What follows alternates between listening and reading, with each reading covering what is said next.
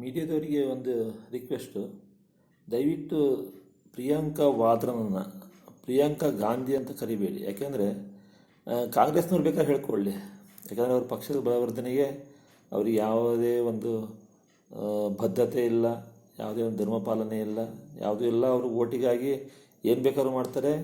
ತಮ್ಮ ಪಕ್ಷದ ಬಲವರ್ಧನೆಗೆ ಗಾಂಧಿ ಮನೆತನ ಹೆಸರು ಹಿಡ್ಕೊಂಬಿಟ್ರೆ ಅವರಿಗೆ ತುಂಬ ಲಾಭ ಆಗುತ್ತೆ ಅಂತೇಳಿ ಅವರು ಪ್ರಿಯಾಂಕಾ ಗಾಂಧಿ ಅಂತಲೇ ಕರಿತಾ ಇದ್ದಾರೆ. ಆದರೆ ನಮ್ಮ ಧರ್ಮಶಾಸ್ತ್ರ ಪ್ರಕಾರ, ನಮ್ಮ ಹಿಂದೂ ಧರ್ಮ ಪ್ರಕಾರ ನಾವು ಯಾವತ್ತಿದ್ರೂ ಮದುವೆಯಾದ ಹೆಣ್ಣುಮಗಳನ್ನು ಗಂಡನ ಮನೆ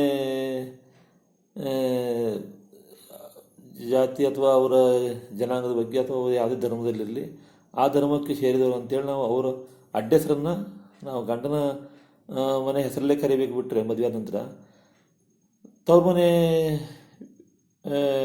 ಸಂಬಂಧಪಟ್ಟಂಗೆ ತಂದೆ ಹೆಸರು ಅಥವಾ ತಂದೆ ಅಡ್ಡ ಹೆಸರು ಇದನ್ನು ನಾವು ಹೇಳೋದಿಲ್ಲ.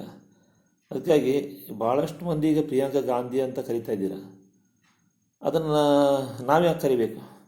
ನಾವು ಪ್ರಿಯಾಂಕಾ ವಾದ್ರಾ ಅಂತಲೇ ಸಂಬೋಧಿಸಬೇಕೇ ವಿನಃ ಪ್ರಿಯಾಂಕಾ ಗಾಂಧಿ ಆಗೋದಿಲ್ಲ ಅವಳಿಗೆ ಯಾವುದೇ ಕಾರಣಕ್ಕೂ.